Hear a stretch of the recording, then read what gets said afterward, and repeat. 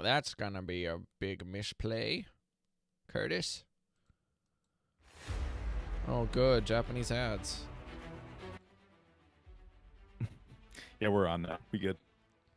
You guys can probably hear my Japanese ads. Hang on. Apparently, these headphones are legitness. I've never seen that brand before. Oh, they're. Oh, wow. That's a new version of Sennheiser's. Okay. Never seen that brand before. Oh, they're. Oh, wow. That's a new version of. Grant, go ahead. Go ahead and say something. Check one. Check one. Check one. Hello. Hello. Hello. Okay. Stop. Stop. Stop. Stop. Let me check. It's a new version of. Grant, go ahead. Go ahead and say something. Check one. Check one. Check one. Sounds good to me. Cool. All right, we good. Alrighty. Now, let's get a tweet out, kids. I don't know why I'm doing this. It's good. I said something last night in our D&D group was just like, what is wrong with you? It's called sleep deprivation. Dude, that was real last night. I could not fall asleep. What is this, 168? Yeah. I spent basically the last 10 days not sleeping, so I'm kind of like, bleh. Last night was the best I've slept in 10 days because I got home finally. Same with wife. Wife was the same story.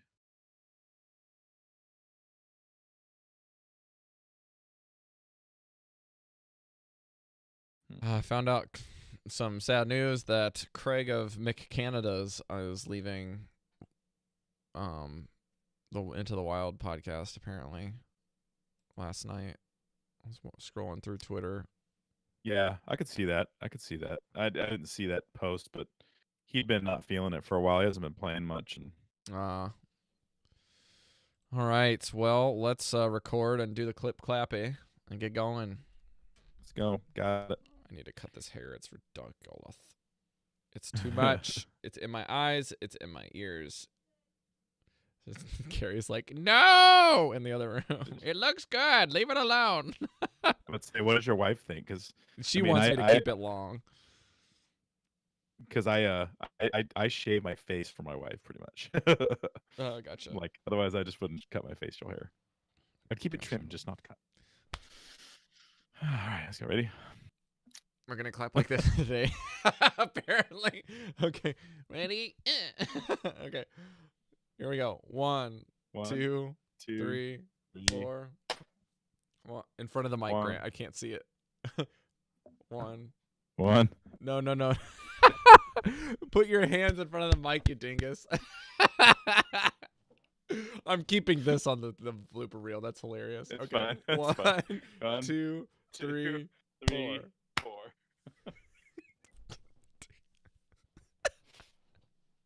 Welcome to Velen's Chosen, where we try to do a clap for mic sync away from the mic so you can't hear it. You just don't want to hurt anybody's ears, right? Right? All right, let's get this gong show going. All right, here we go. We're gonna start the show in 3.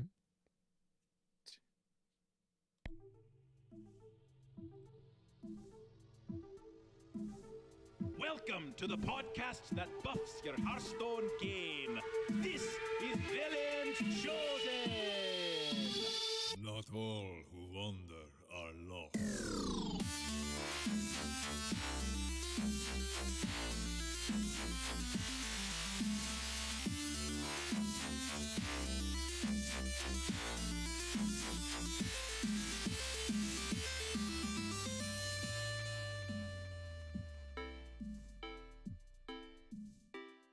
Greetings, visionaries. Welcome to Velen's Chosen. Whether you're a competitive player, an arena specialist, or just want to have a bit more fun in the game, we got you covered. We're going to be here, buff your game, get you off to a new start for 2019 Hearthstone.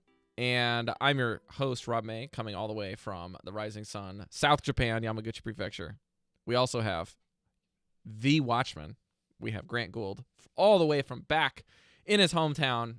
Well, rather, back from his home area.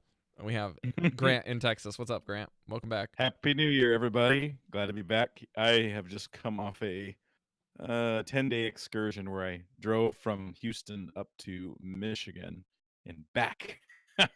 So people call me crazy. I call it not wanting to fly and not wanting to set the pattern with family that flying is an option. It's a lot easier to Yikes. say no, I can't drive because or I can't fly because it's expensive. But if you do it one Mm. time, they expect you to do it a bunch of other times. So yeah. So I haven't slept for 10 days, but we're good. So here we go. Woo! That's great. That's Get slept. great. If you guys are watching on the live stream, for some reason, the camera will just randomly decide that it's not time to be on anymore. And I don't know why, but I thought I'd fixed it last time I did a live stream, but apparently it's still doing it unless I have the preview enabled. So we'll see if it's still giving me fits, but for now it should be stable. I have a new camera set up for it, so we're kind of like still trying to finagle it to work, more or less. So I'll just leave the preview on and maybe that'll work its magic. Magic. Work its magic. So today we are gonna have a little bit of a VC light, little fix for you. We're gonna be talking about calories. that's calories, because we figured you got too much over the holidays. Yeah, get some of that Christmas and Hanukkah fat burned off. It's really funny because like most of the stuff that I consume content wise online is people that are just taking like 1 to 2 or 3 weeks off of doing their thing for holidays and just break. Mhm. So like Critical Role or all of my D&D people are just like, yeah, we're gone. Sorry, we're gonna go see family. It's like, well, yeah, of course you are. That makes sense. But like Yeah. in other spaces where podcasting's going on, even in YouTube space, people on YouTube and that stuff are like pre-recording and like mashing content together so they can get stuff out by the time they're there. So Andres and I haven't even like met up for this week yet, but we were able to record something right before with a really big guest, like during like the peak holiday season, and now it's like right after is when we're getting problems. So it's a real thing. I still wanted to do that more of as a PSA for people out there. Like, hey, it's not an easy time to make content when we're busy, just like you. I just imagine having additional responsibilities going on all cylinders, as well as 3 time zones for us on this particular show. Making that work out. Yeah. We were hoping to actually have Eve this week, but I guess it was more of good news than bad news that she isn't here because it's some good things are happening for her as a result for not being here. So we're excited for her and hope to get her back. Hopefully, fingers crossed next week, but no promises. We want her to be here as much as you guys do. Trust me. So. Oh yeah. We've been talking to her back and forth here and there as we can, but she's been a busy bee trying to get things set up so that she can jump back on and give us the down low on what's been going on with her. Grant, what's been going on with you since you got back home? I mean, you got back like yesterday as of the recording of this show, right? Yeah, I haven't man, I've been off the grid for the most part. Like I haven't been on the internet because my parents live somewhere in the thumb of Michigan. Okay. And if you've ever been up in that area, you'll know that there's just not internet up there. Like the internet service providing is very limited. So like they don't have internet at their house, and so I just had to use my mobile, and I was kind of low on data because at the end of the month I was like, well, I don't really want a $200-$300 phone bill, so I just kind of was MIA for a little while. I did play some Hearthstone, played some Pirate Rogue, which we're going to talk about later.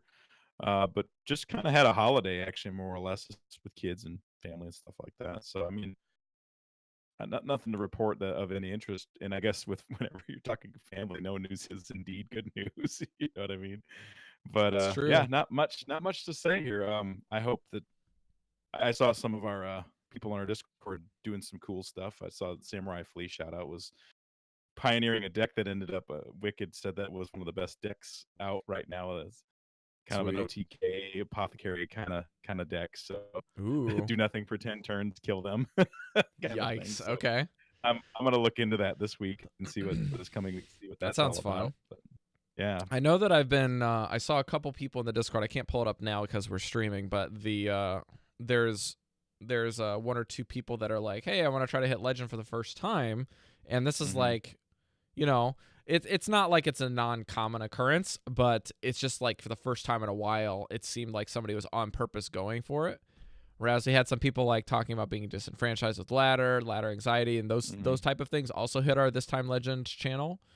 And people that have also hit This Time Legend before have done it a couple times, so they're kind of just like, I'm just playing to enjoy the new expansion because it's like fairly recent that it launched. So Right. Yeah. people pushing for Legend for the first time, for whatever reason, this expansion just it hasn't been a mainstay for a lot of our people. So what we've been doing is trying to help him out, and any other people that are wanting to jump on the bandwagon. I saw a couple of people like, hey, I've done it before, but I'll jump on there with you and grind it, and talk about mentality and all that. So if you want to do that, hop in Discord. For me on holiday, we were able to Skype my brother and my parents, as well as my wife and the in-laws. We had a crazy game night for Omnic Lab over break, and it's just been great. I had 2 weeks off of work, and I couldn't tell you like how weird it's gonna be to go back tomorrow to work. But let's talk about Hearthstone, shall we? So Grant, tell us about this deck list that we've kind of been toying around with basically since the outset. Like, the game is launched with the new expansion of Rastakan's Rumble, and we had people toying with pirates in Rogue again. Mm-hmm. And what's the deal with this particular list here? So we kind of wondered if pirates would be a thing because there's just been a few more pirate cards added to the set, namely Captain Hook Tusk, which is a cost pirate. It's a 6/3 pirate that when you drop it, it summons 3 pirates from your deck and gives them rush, which is pretty cool. And I think we weren't sure I remember we talked about it not being we weren't sure how good it would be because we were thinking smaller pirates, like South Sea Deckhand and maybe um, South Sea Captain and all that stuff. But somebody, I don't remember who, figured out along the way that Cursed Castaway, which is was it a 6/3 Death Rattle, summon a combo card from your deck card, and then another one, Ticket Scalper, which is a 4-cost 5/3 that when it overkills, it draws you 2 minions out of your deck. Those cards coming down on turn 8 can clear a board and flip a game. And I think it gives a deck that had been good in the past, a deck that I happened to have hit Legend with at one point in time, which was Tempo Rogue, Keliseth Tempo Rogue, back when you could, Bone Mare for 7 and all that stuff. That was a really good deck, and I think the Pirates package, the new Pirate package, kind of has brought it to resurgence in being a viable ladder deck. So I'll just run down the list real quick. It has 2 backstabs because it's a tempo deck. So uh, for those of you who may or may not know, tempo decks are the kind of decks that their primary goal is to maintain control of board. I mean, that's kind of what your MO in life. You control the board. A lot kind of like how Zoo will control the board, except for Rogue has tools like backstab to kill a minion, and then you can for nothing, and then you could place a minion. So you're not necessarily even doing minion combat all the time. You have 2 backstabs. You have 2 shadow steps. Keliseth, shadow step. Keliseth is it was the bane of people's existence for a while, and about a year ago actually, and it's kind of coming back with this deck. It has 2 cold bloods, 2 fireflies, 1 Prince Keliseth in case you didn't get the hint. Edwin Van Cleef, 2 Hench Clan Thugs, 2 SI7 agents, 2 South Sea Captains, 2 Elven Minstrels for card draw, 2 Serenite Chain Gangs. Yes, even nerfed the card is good in this deck. 2 Ticket Scalpers, which we've already mentioned. Overkill draws you 2 minions. 2 Fungal Mancers, Leroy to kill, Vile Spines to kill the top before you use Leroy.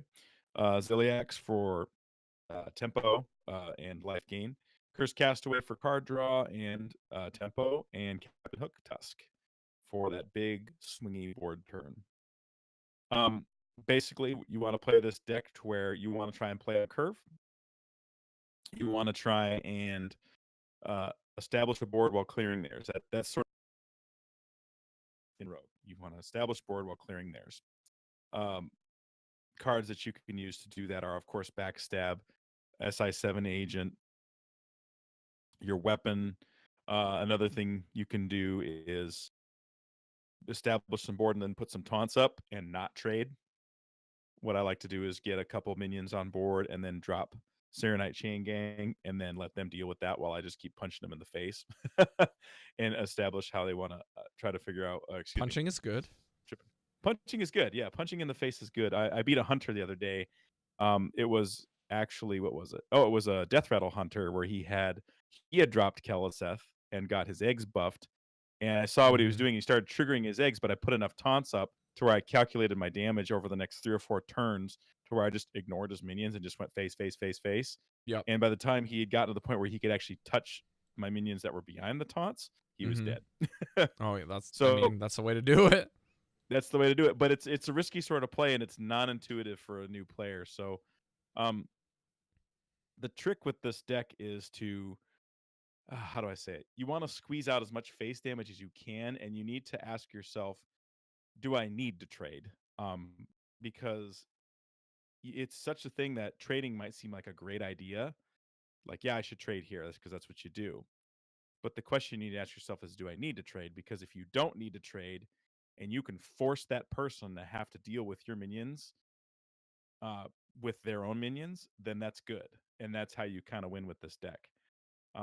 It's very important to know your matchups. You got to know what they can do to you. You got to know if you make a big play, are they going to wipe your board? Like, there's a lot of paladin running around. There's a lot of even paladin and a lot of OTK paladin, which means they have equality consecrate.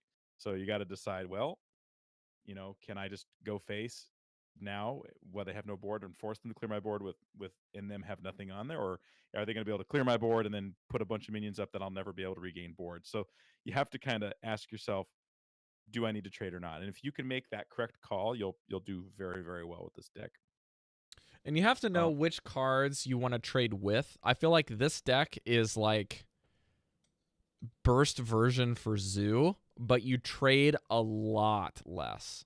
A lot less. Like mhm, this is probably if you're looking to compare this deck to like old school Zoo or new school Zoo or mhm, discard Zoo, that's not the camp you want to be going for. And even comparing it to like even Shaman is not even the way to mhm, go. This deck plays more like Face Hunter than mhm, anything. And yeah, in that way, the only time you trade is so that you can hit them for more damage, like in the next 2 turns. And you kind of have like a right, 2-turn focus for your face damage rather mhm, than, multiple turn planning. Sometimes you can calculate your damage when you're like in the last, like you're thinking you're trying to set up in the next 4 turns to win. That's okay. mhm, But generally speaking, you're kind of just playing for 2 turns of damage, like over and over again, until you get within that window where you can start calculating for 4 turns, 2 to 4 turns. But the one thing that you have to understand is that there is between Cursed Castaway having rush, Captain Hook Tusk giving rush, mhm, Vile Spine Slayer for removal, Fungal Mancer for durability, and Ticket Scalpers for more card draw if they're by themselves, or card draw plus rush if you get them from Hook Tusk, mhm, as well as Ziliax. Those are the minions you are looking to utilize for trade damage. And you'll mhm, notice that a lot of these are not around until later. yeah, So what you're basically doing is you're hitting them in the dome a bunch, using your dagger to hit them, and hoping and praying that you can basically just use your fireflies if you have them, your backstabs, and your Shadow Step SIs to like use their damage to remove stuff so that your minions just are on the board fully durable. That's basically yeah, the synopsis that I saw when I was yeah, messing with earlier builds of the deck. Personally, you have to understand that I like playing Even Shaman. I like playing Forehead or Thunderhead Shaman. I like mhm, playing, Zoo. So even when I'm playing this particular deck, I don't perform that well because I still have in my mind that I have to trade, because I have those game plans in my mind where I'm used to playing those type of decks, and I like that style of play of trade punch, trade punch, trade punch, where this deck is like punch, punch, punch, punch, punch, sometimes trade. yeah. You're right. I think Face Hunter is a good analogy for this deck. One of the reasons I started playing this deck was I was just noticing. Let's put it this way: the other deck I've been playing a lot of is OTK Paladin because I just like playing that deck, Yeah. and I was just noticing that there's a lot of slow decks on the ladder. That doesn't necessarily mean that this deck is good, because one of the big weaknesses of this deck that I can see is that because it's a tempo deck and your main goal is to sustain your board for as long as you possibly can, um, one of the problems is you can get a good board and devote resources, but if they have board wipes, like um, big spell mage is really hard to deal with because they can wipe your board and wipe it again and wipe it again, and they can wipe your board effectively 5 or 6 turns in a row if they choose to. Um, and that is really, really rough to deal with. Really rough. In fact, I almost got really salty today because I played a big spell mage, got my butt handed to me, queued up a game into the same guy running the same deck. And he was emoting like, wow, like amazing, He was as giving it to Jaina you, says. man. He was amazing. And I was like, he was spamming it back to him, just kind of like, well, you're probably going to beat me. And sure enough, he did. Like, it wasn't even hard because, so many spells. Like, he, he's Zola, a, was it Dragon Collar, Alana Dragon Collar back into his hand. Like, he played it and then put it, He and then Zola'd put it it. back in his hand. He Zola'd it Oh, because I couldn't even play the tempo game. It was like, oh, you want to play tempo? I'll clear your board. I'll put Alana. I'll even clear my own Alana, and then I'll put another one down just to let you know that you don't have a chance. So this deck does not do well against uh, decks that have a lot of board clear options. It can beat mm-hmm. Priest pretty well though, oddly enough, because Priest's options are, what is it? Psychic Scream, Spirit Lash, and what's the one where they all fight each other? They all like punch Oh, each it's other in that the new face. card with Roscon Rumble. Yeah, it's a 5 Slap cost, each other. That's what we're gonna call it. Slap down. Slap down. The Mass slap down hysteria, card. maybe? Does that sound right? It's mass hysteria. That's what it is. So that can be kind of tricky. It just depends if they have it when they need it. If they have it when they need it, you lose. I mean, but I guess that kind of goes without saying. Same with Warrior. Warrior can be kind of tricky like that. So you kind of got to watch their mulligan, kind of watch their hands and see what they have. The nice thing about this deck that I do like is, like with OTK Paladin, you're pretty much playing your entire deck before you are able to To figure out if do you can win or anything. lose. Yeah. Before you win or lose. Like, do I get Uther in the first 20 cards or not? If I get him in the first 20, I'll probably win.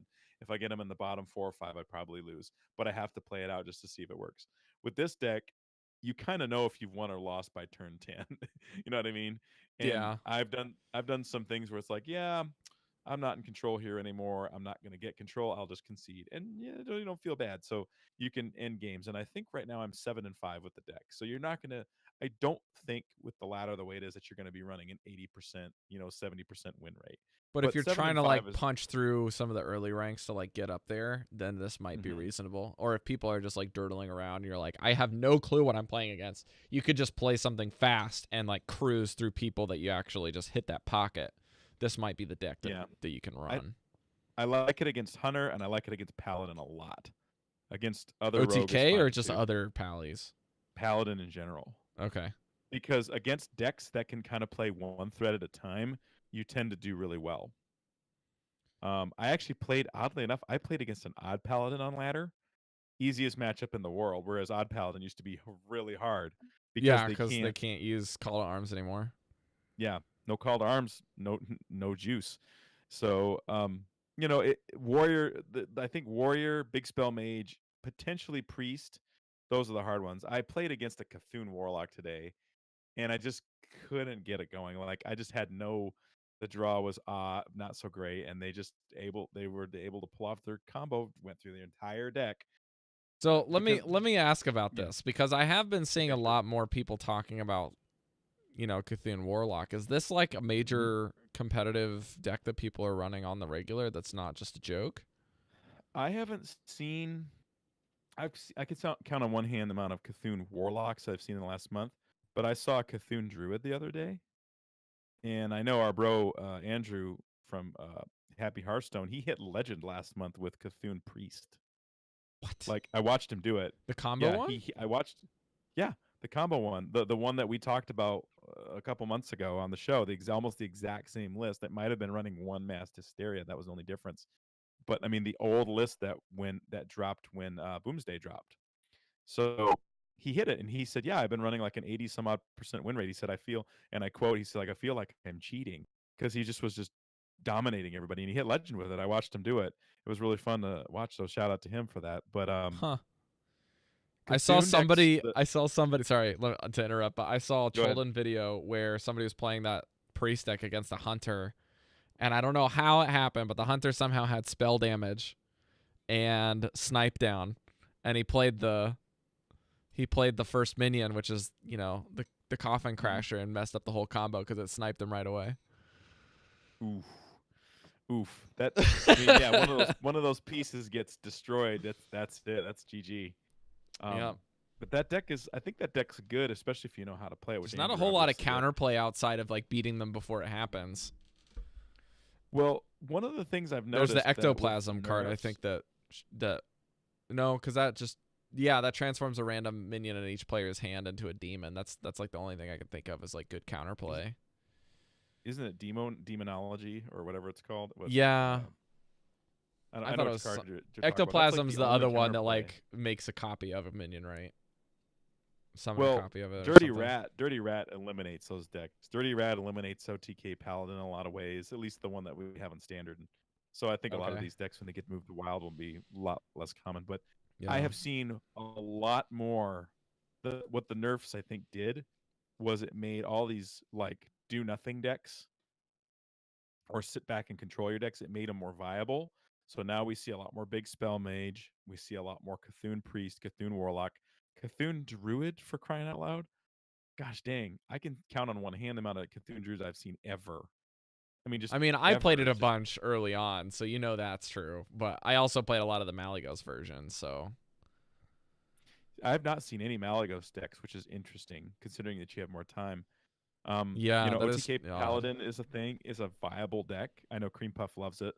He's been, talking about it and trying to refine it. And I mean, it's just interesting. So I wanted to have a deck. It's like, all right, I need a deck that can punch you in the dome. A deck that can get bored and go. Because if I let them just kind of do their thing and just play their game with a long deck versus a long deck, it just, geez, whoever gets their combo pieces first. And I don't like playing that kind of Hearthstone. Like a race to get your pieces. That's kind of dumb. It's like we're both So- playing solitaire in a vacuum. So getting it back to Rogue, what has been Mhm. some of the hardest stuff to play against, and how have you like started changing your mulligans against those tougher matchups? Well, against I've noticed that the games that tend to win are games that I have Hook Tusk. And I'm not 100% sure on this, but I want to say that if you have a good mulligan, like maybe a 4-card mulligan where you get coin and you have a decent 2-3 turn 2 turn 3 card, that you keep Hook Tusk. Never keep any of the other pirates. Don't keep South Sea Captain. Don't keep that card. Because you want to be able to draw it out of Hook Tusk. And the worst games when you're playing are when before you get Hook Tusk, you draw your other pirates. Because then Hook Tusk is just a dead card. It's not worth playing because she doesn't have a lot of health. She can't survive much. And her strength is in being able to draw the other pirates that are all buffed and then can charge and clear a board. So when you mulligan, you always keep Prince Keleseth, always. You always keep Firefly. Depending on whether you have coin or not, you can keep SI7 Agent. I would pretty much always keep Hinge Clan Thug. If I had bounce cards or coin, I'd keep Van Cleef. And maybe Shadow Step depending on my draw. If I have Keleseth and I get a Shadow Step, I keep it, and I just go Keleseth to Shadow Step Keleseth. And so that's a good way to go. And that's how I mulligan almost all the time. If you have coin, you could never- also keep Elven Minstrel if you kind of know what the guy is playing, and you're like, I have a lot of early game reload, and then Elven Minstrel. If you have like specific scenarios, I could see you holding it and then turn 3 minstreling. That could be pretty big swing. I've done that a couple times. It was never a big deal, but I think the other reason why this deck works is you have Minstrel, you have Ticket Ticket Scalpers. Scalper, and you have Cursed Castaway. And those cards all draw you cards. And one of the things Rogue has had trouble with over the years, aside, of course, from Miracle Rogue, is drawing cards. Either that or you're running Sprint, and that's just a different kind of play. So this kind of a deck, it's real easy to run out of cards unless you have those cards. So if you're worried that you're going to be playing a really hard tempo game where people are dumping resources, I could see keeping an Elven Minstrel, but it's not a card I generally keep. because I want to present things that my opponent has to worry about. So it's like, all right, Hench Clan Thug on 3. I'm gonna play it, and you have to deal with it, or else it's gonna get out of hand. Gotcha. Now, a good player, will keep something to deal with it. So you kind of have to play how do I keep this thing out? So like a warrior, you want him to force him to use one of his reckless flurries or something like that. Warrior's got 4 good board clears, and then after that, it's kind of whatever. So you want to try and force them to use their board clear. Same with mage and same with priest. Present things that are not going all in that they have to deal with, or else they're just going to take a little bit too much damage. Because, like Hunter, there's sort of a threshold where if you can get them around somewhere 10 to 15 health, you can just keep punching them and put out threats, threat, and then they're dead. So, don't be afraid to put out a big Edwin. The only one I don't like putting a big Edwin out on is against a hunter, because a lot of times hunters will have hunter's mark into candle shot, and then you just spent most of your hand on a big giant minion that you don't have anymore, and that just feels really bad because then the hunter will be like, ha ha, spellstone, and you lose. So Yeah, speaking of Hunter and the cards that I mispronounced earlier, so Demonic Project is the card I was thinking of that transforms a minion in both players' hands to a demon for warlocks for 2 mana. And the card that I thought it was, which was incorrect, was Ectomancy, which is the one that summons a copy of all of the demons you control for 6 mana. So those Yeah. 2 cards are not the same, but the one we were trying to talk about for counterplay was Demonic Project. Now, speaking of Hunter, let's get back to the deck again. How are you playing around secrets when you're playing a tempo-oriented game plan that is geared towards not trading and just trying to hit them a bunch of times? Because I'm guessing that you're going to be coming up against the random hunters that somehow put, Rat Trap is one of the few cards that I would anticipate being actually a pretty decent inclusion against you, because you can't play a lot of your combo stuff going. You don't want to play a whole lot of cards per turn, even though this deck is like about dumping hands sometimes. Additionally, if they have Explosive Trap or they're Freezing Trap, if you play around Freezing Trap the wrong way, it could be like devastating for this list. Yeah, it's I haven't seen too many secret hunters, but I have seen some, and I actually didn't find it too bad, because if you play smart, like you consider, all right, they played this secret in, you kind of have to think about what way did they play the secret? Did they just go turn 2 random secret? In which case, you just kind of have to just gamble a little bit. Or did they like trade a minion to get your health down? You know what I mean? Like, oh, they traded that minion down to get you 2 health. 'Cause some people do that. They kind of broadcast what secret they have there. Will a lot of times play suboptimally to avoid getting sniped. Like the other day, I needed to put down, what was it? I needed to put down Leroy to win, but I had a Firefly, so I played Firefly first. Of course, it was snipe, and then I played Leroy and won. So you have to play that way. So sometimes suboptimal play is optimal, if that makes any sense. Yeah, I mean, you Sometimes, gotta play around the right things, and sometimes you can't play around them. But if you can, you should try to. You're like, if I lose the game, how do I do that in this scenario? I lose the right, snipe if I do this way, so I can't do that. and you have to you should be pretty patient with your turns, because I think with this deck, fast, careless play means you lose, especially with secrets. It's a bit like mage secrets are the same way. They'll do a thing where they hunt for a secret with what is it? What's that card that discovers you a secret and puts it in the battlefield? It's 4 cost. It's a 2/2 mini. What is that? It's a I don't Mask know. It looks like a something. wolf. It looks like Yeah, I don't remember what it was. But he he they looks like see a you have, luchador. yeah, they had put a, they think about through the secret, and then they realize that you have a big board. Attack with your wimpy minion first so that it doesn't get, immolated or whatever that card is. Um so there's that. What else is there? I'm gonna find Oh, the well, card while like, you're talking. It's called if you're worried if it's freezing trap, like a lot of times I'll put down, if I have like a Vile Spine Slayer, it's like, okay, I think this is a freezing trap. I'm gonna attack with him first because I'd like to have him back in my hand. Yeah, he'll cost 7, but whatever. I can kill a minion. I can kill one of his dudes with it, right. so I can maintain tempo. So you have to kind of think things like that, and sometimes you just have to YOLO. A lot of times I will, if I have a weapon up, or I think maybe it's a monster, like a, what's the monster one? A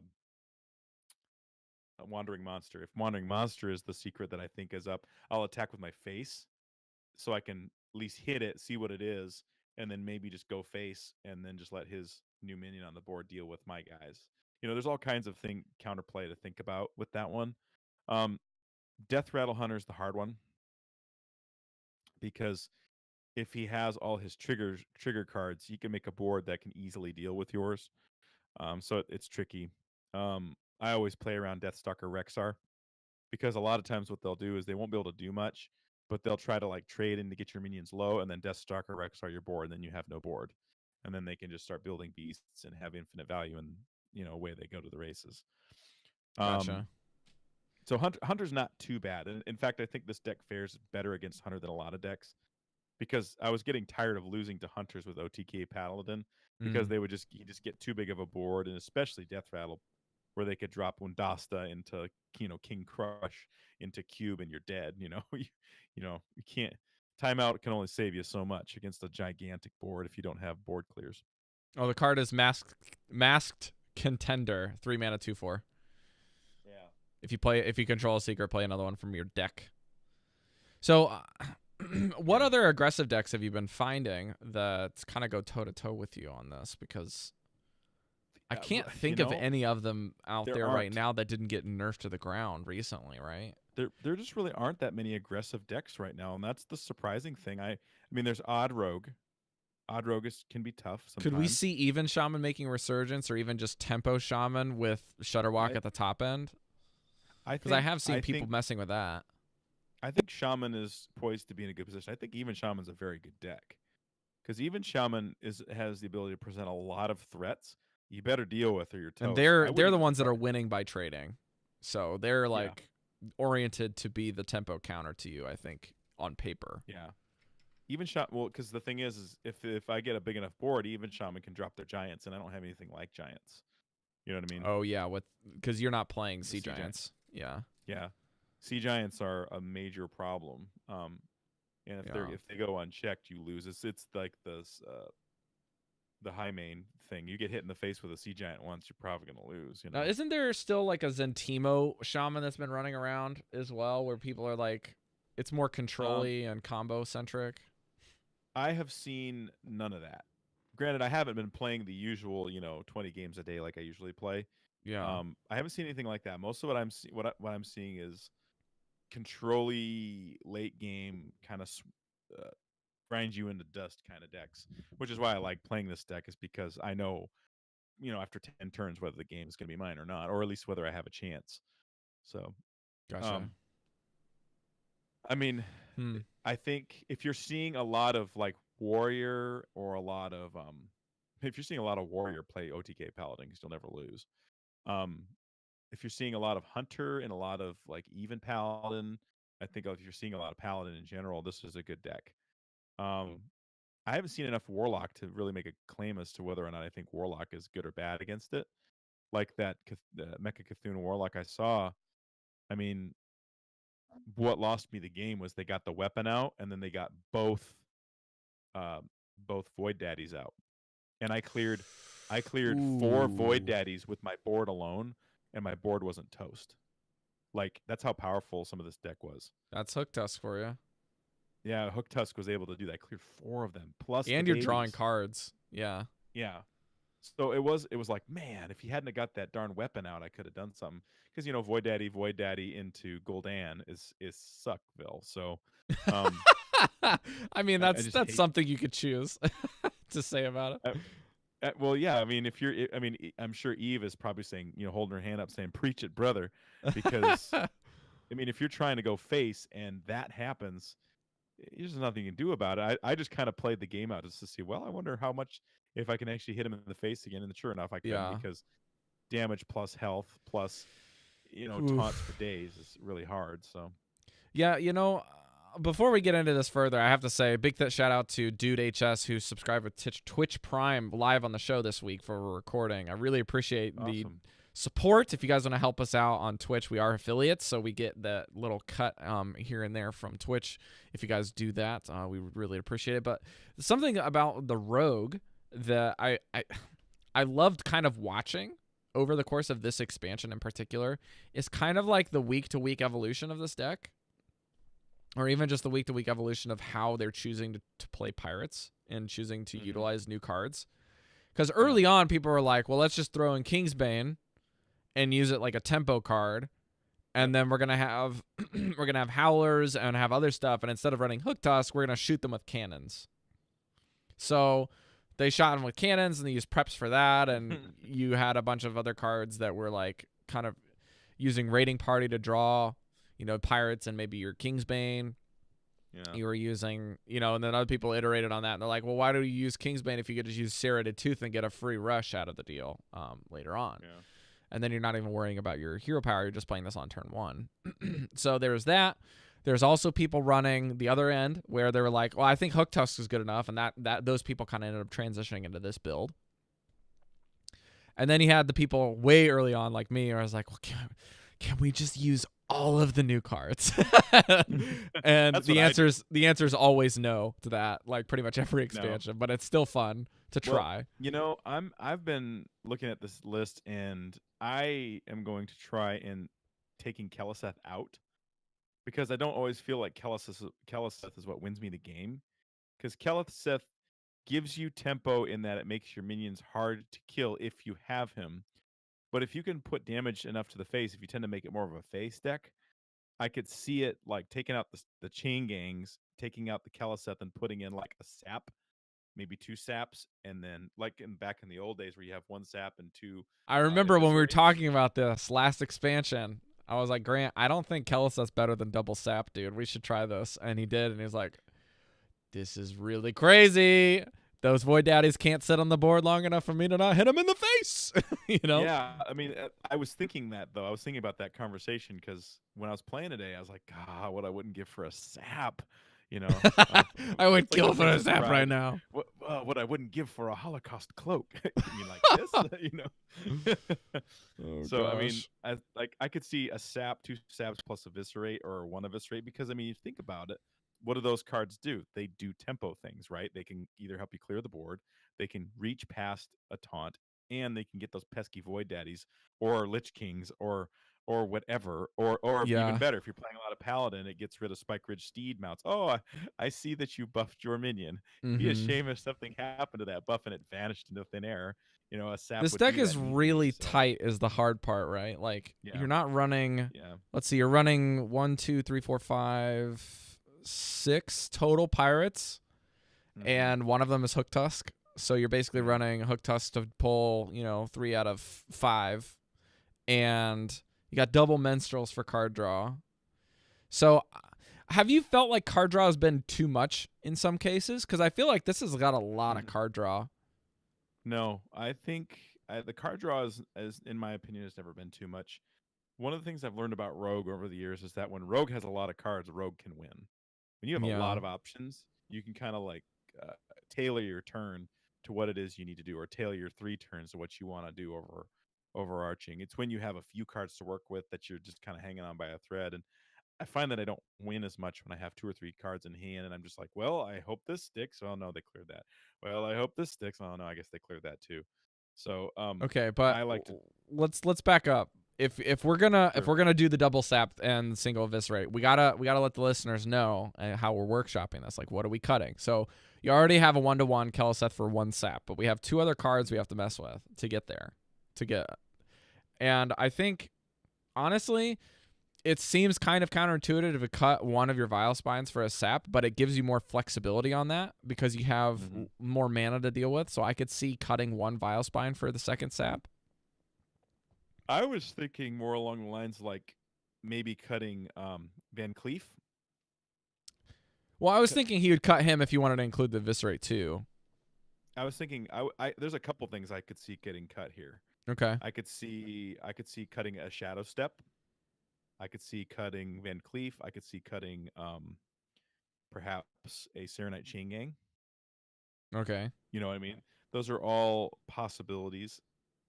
Maybe even Ziliax. It just depends, because what do the taunts do? The taunts by themselves are not that great. They're Ziliax plus the Serenite Chain Gangs are not really great cards in terms of, I mean, with Keliseth, they're much better if they get buffed. But by themselves, basically what they do is the main function they have is to protect your minions. You use them to keep the rest of your minions safe from harm, so that they can get Okay. some extra damage out and build a strong enough board where your opponent's like, oh, geez, either I clear your board or I'm dead. Yeah, Ziliax Um, represents itself as saying, hey, I've got other stuff I want to keep alive, and this is going to help me Mhm. get there.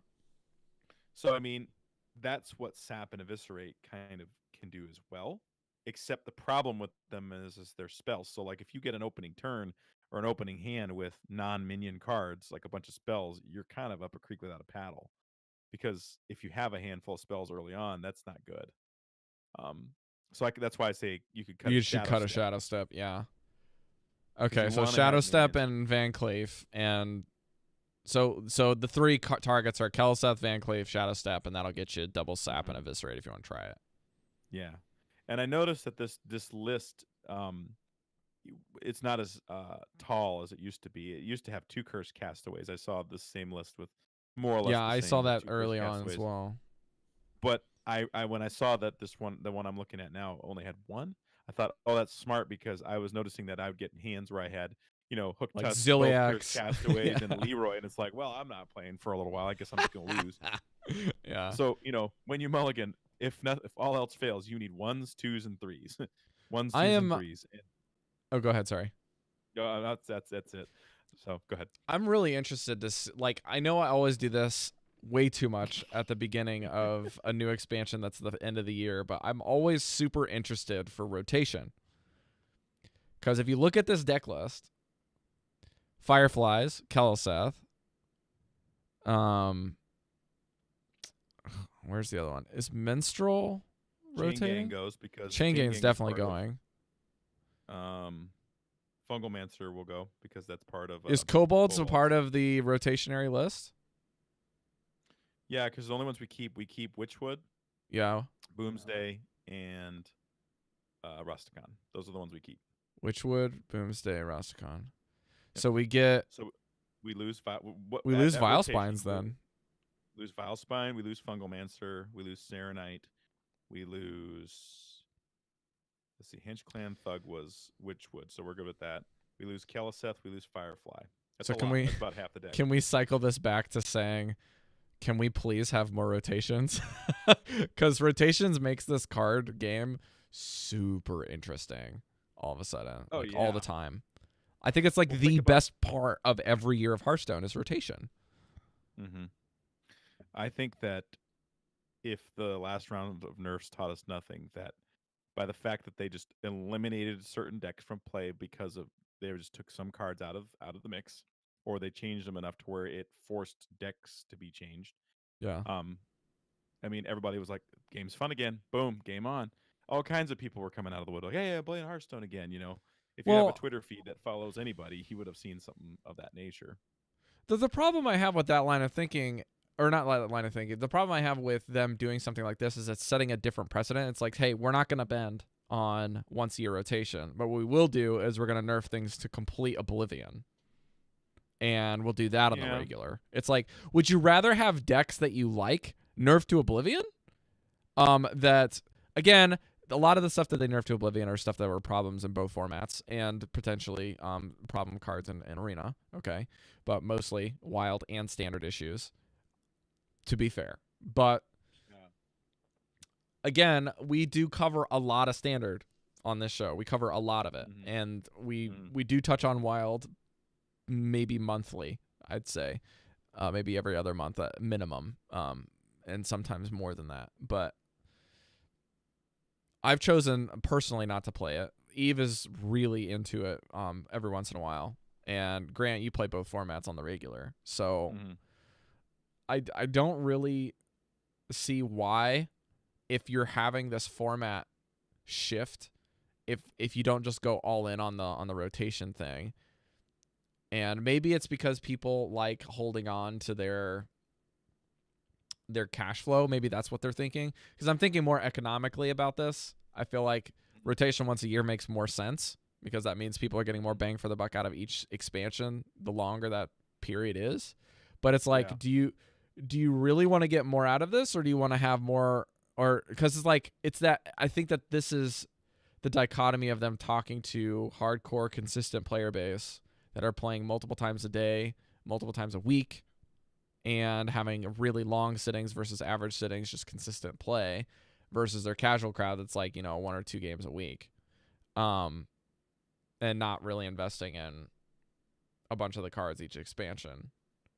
Because that kind of a rotationary change would definitely be people like us making content, playing the game a lot. It would keep us happy and really excited, but would that completely squash casual player base? Because it's very possible. I don't know, man. That's the thing. You're assuming casual player base would even know that there was a rotation. I Well, don't that's know very how. true. I mean, you'd be amazed at how many people that play the game that just they never really go deep enough into the game that to understand it, to know that there's a rotation, to know when. Like I have friends who have reasonable card collections that are into Blizzard games and stuff that understand like how that stuff works, and they don't know when the new sets drop. You know what I mean? They log in and go, "Oh, hey, look, a new set dropped," or "Oh, hey, look, I got some free packs. Hey, do you know why I got free packs? Oh, because new set. Oh, really? Oh, okay." We're not talking ignoramuses here. We're just talking. There's people who are casuals. Just it's not something they think about. Versus me, like it's like, oh, I'm so tired of seeing, deck X and deck Y. I just like a change. And I personally have the mindset. It's like, when you think about how much has transpired in the last 2 years in Hearthstone, 6 sets worth of cards, 2 years worth of history, you start going back. It's like, man, I remember when this deck was good. And you start going, how long ago was that? Ooh, that was 18 months ago. Wow. It feels like a long time. It's like dog years. Video game years are like dog years. It's calendar. It's only a year, but it feels like it's 7. It just feels like so much water's gone under the bridge.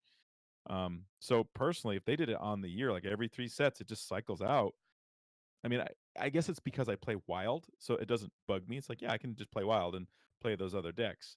Yeah. But the freshness from whenever they do nerfs, whenever they release new cards, is what keeps me liking the game. Because like, oh well, I can't use this card anymore, but what other cards can I use? Oh, this is cool. This is fun. I like that. So, just my opinion. Personally, for me, I think that the opinion comes from playing multiple Blizzard franchises is where people get into trouble. Because what happens is it's like people choose people that are integrated within the Blizzard universe.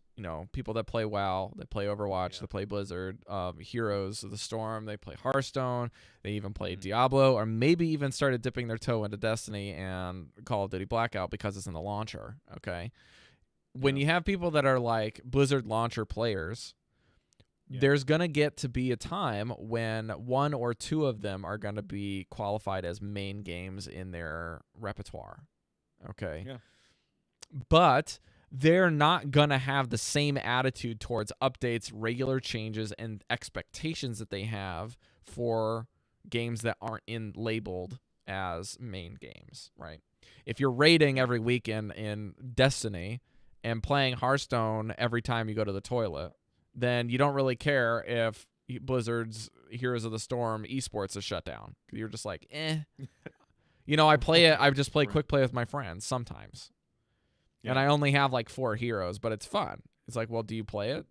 Like maybe once a month, Or you have the other people that are in the other camp. They're like, to use a personal experience, I play a lot of Overwatch, and then I play Hearthstone when I'm not playing that. And if I get bored with both of those, then I just sit and log in World of Warcraft and just grind for no reason because it's just brainless and it's okay. So those are the games that I go to. Which game have I probably put the most hours into? I probably put the most hours into Warcraft, but do I play it seriously? No. I play it super casually. It doesn't mean that my time is reflective of that, right? You have people view something hardcore but not necessarily reflect that with their time. So like when people are playing Hearthstone, I feel like it's just a completely different experience because it's not a communal thing. It's one of the things where they've kind of like pushed everything towards fireside and esports and competition to kind of get you into the card shop mentality of communities. And what's happened is it's shoehorned any form of in-game community that you can format because it just doesn't Yeah. exist. You have to do it outside of that. You have to do it in podcast communities. You have to do that within competitive communities. Or you have to do that within local communities, those type of things. And if you don't have any of those things at your arsenal or things that you're willing to participate in and with, then you're in the pitchforks crowd on Reddit that you're looking for change, or you're in the passive camp where you're just like me, where you're just like, well, I want the change, but I can't do anything about it. Or then you have the other people who are just like, they don't say anything and they leave. Well, I think the reality is that video games ask more of the average person. Even if you're a casual, they ask more of you than they've ever asked before. Time, in particular, with time, knowledge base. Like I realized this with Overwatch. Overwatch is my second favorite game. It might even be my top favorite game, but don't tell anybody. But I love playing Overwatch. I play it when I have free time. I enjoy playing it. I know I'm not great at it. I don't even care if I grind ladder, but I really enjoy playing the game. I have fun with it. I know that there is a million different ways I could get better at the game, like a bunch of different things. And I could go and I could watch YouTube, and I could listen to Rob's show and like try to memorize everything his guests say. And I could do all these things that I know would improve me at the game. At the end of the day, I only have so much mental real estate and so much time to do it with. I can't devote my life to becoming a professional Overwatch player or becoming at that level. I can't devote my time all the time to like get all the ins and the outs on what every developer says, when they say it, as they say it, because one, I'm not a content creator for it, but two, I just don't have time for it, and I don't want to make that much time for it. Not not dinging anybody who does, not saying it's a bad use of time. It's just something that I can't do. And that's the same. I think every person makes that decision in some way or another with every game they play on some level. Say I devote X percentage of my mental real estate to this game, and another percentage to another game, and the rest of my mental real estate to other things in life that have nothing to do with video games at all. And I think that's totally fine. It's totally cool, and that's the way I think every person has to live in today. Nobody's a cog. Nobody says, I was born to grind Hearthstone. I didn't know it until I was 21, and now this is all I do. I have realized my life's purpose. When Hearthstone shuts down, I shut down. That's nobody, right? If you do exist, I'm sorry.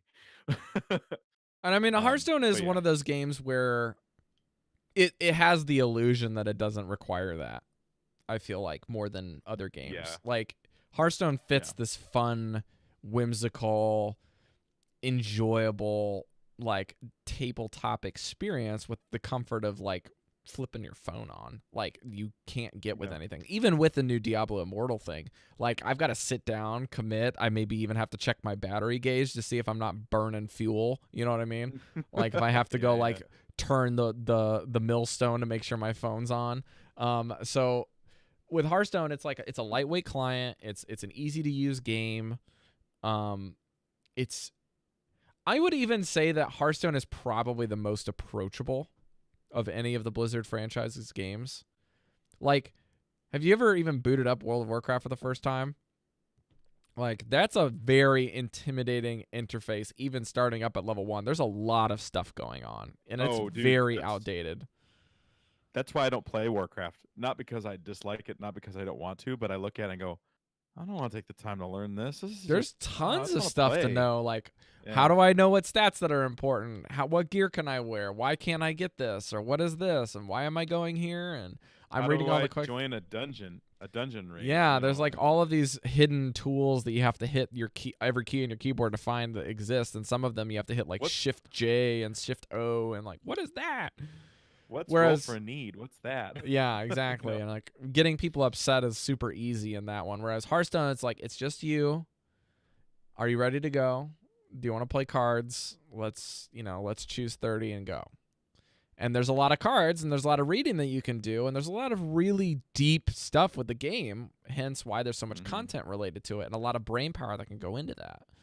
I mean, we just sat here and talked about Tempo Rogue for like 40 minutes or 30 minutes, and this deck is crazy, and this is not a unique thing. There's lots of decks, even fun ones, that are crazy because you're like, well, if I'm playing a deck that's like not like not top tier with regards to power level and abilities that it can flex around multiple different archetypes getting thrown at it, then you got to start getting real creative And you got people like in the Hearthstone Wild scene, like Dane, doing just insane stuff with off the wall thinking, with really, really simplistic cards. And like you basically, all of the complexity that comes with Hearthstone is dependent on you and how you're making cards work together, and how you're adjusting to others. So that's where you can derive enjoyment and strategy and competitive thinking and learning. So that's where all of that stuff comes from in Hearthstone. But you have the illusion of it being very approachable for a casual player base, and it still is. That's the fun thing, is even if you're playing against somebody that's also casual, it's super easy to do that.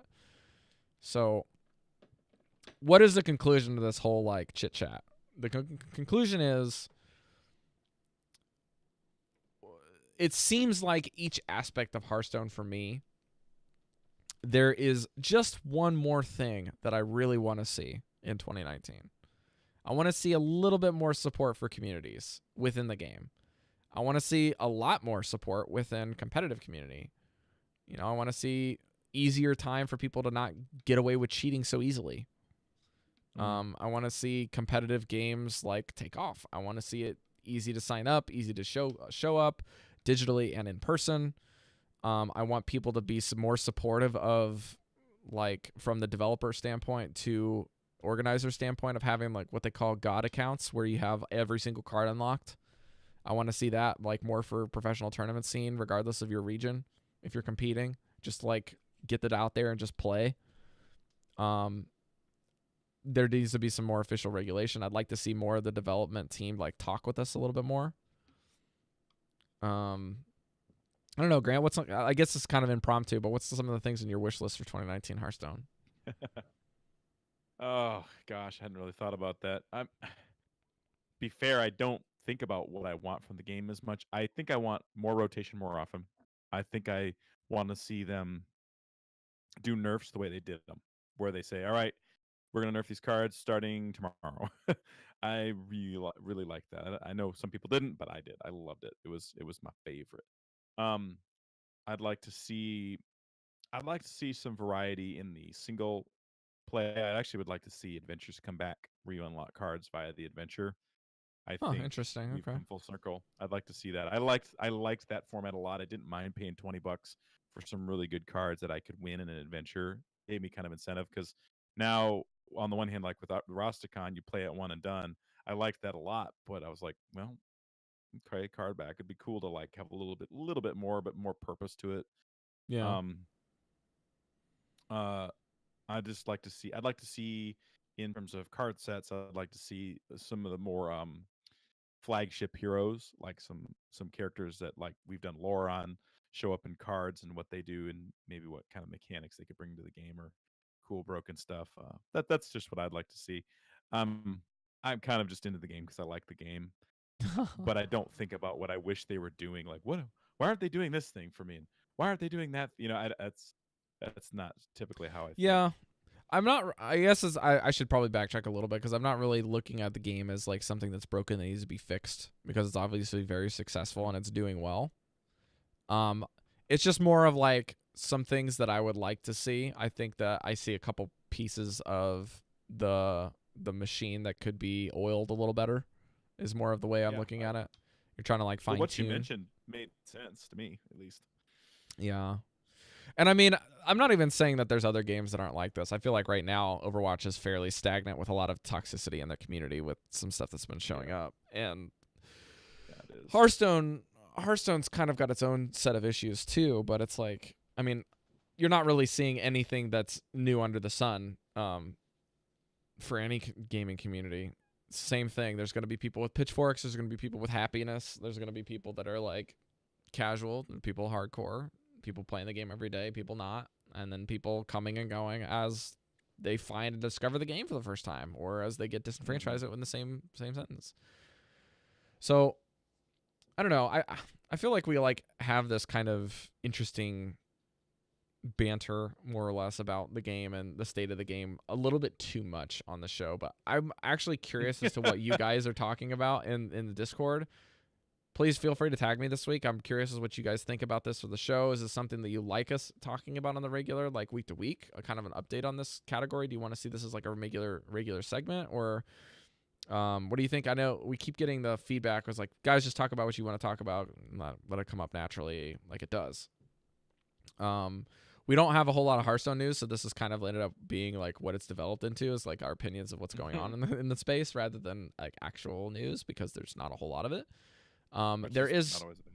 Yeah, there is one little bit of news here that I wanted to shout out is one of the developers named Chespis. He is one of the previous, I don't know, I think he's like a public relations guy. He says, it's mixed emotions that I'm announcing today. This is yesterday, that January 1st is his last day with Blizzard. I've had an amazing adventure with Hearthstone over the last couple of years, and I wanted to thank the community with embracing a team that I've run for the run we've had in the 2016 to 2018. So apparently he had worked for Blizzard for 2 years. I know that he's also played, or I'm sorry, not played, but he's also been in the space with regards to some of the Japanese scene and the international scene for public relations. So wanted to thank him for his service for the game. And just, even if he's leaving, it's sad, but I just, people have their own career choices and stuff. So big props to him. Yeah, totally. So thanks, Chespis. We wish you well. And there's also some interesting things that apparently Ben Brode's new company has been in the works about announcing that they're working with NetEase as well for their new mobile game. So be on the lookout for that.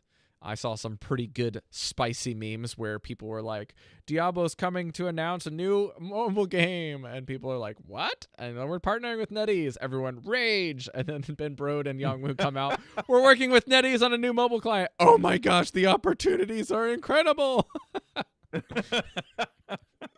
So that's a good high note to leave you guys on this week. But Grant, why don't you let the people know at home where they can find the show?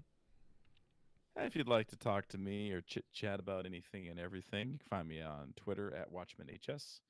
If you want to share some gold or use my golden whiz-bang deck, whatever you prefer, you can find me in game at Watchman #1140. Anything for the show is going to be on VelensChosen.com/links. You can find everything there. We've got our stream link. We've got our YouTube link. We've got our Discord link, all that jazz there. You can join our This Time Legend movement and talk about that. You can talk about cards. You can talk about decks in our Discord. If you want to find me, you can find me on Instagram and Twitter with the tag NotRob. You can find Eve with the tag LoreMasterEve on Twitter. You can also find her other podcast, Knights of Lore, continuing the lore stuff going on. And give her some more support and say, hey, sometimes on Twitter. Sorry, it was a really weird dramatic pause, but you could just say hey to her. She's still active in the Discord, so she's still alive. It's not like she's disappeared. It's just that she's not on the podcast right now. So you guys still keep talking to her and asking her lore questions. She loves that. We put out something last week. I hope you guys enjoyed that. If you guys like Overwatch, you can check out Omniclab and that stuff. I will be on my own personal Twitch feed, actually, now that I have a new update on my camera, despite it being finicky today, on Not Rob May on Twitch. And you can check out anything that you'd like, just talking to us online, Discord or otherwise on Twitter. So that's going to do it for episode 168. If you guys want to support us, there's one more way you can support us on patreon.com/ValensChosen. Our good friend Jamie S. is our sponsor, as per usual. But please send us some cash there if you feel so inclined. And we have no new iTunes reviews this week, so we'll be skipping to the end. But remember, not all who wander are lost. We'll see you guys next week, hopefully with a Lore Master. Bye, guys. Bye.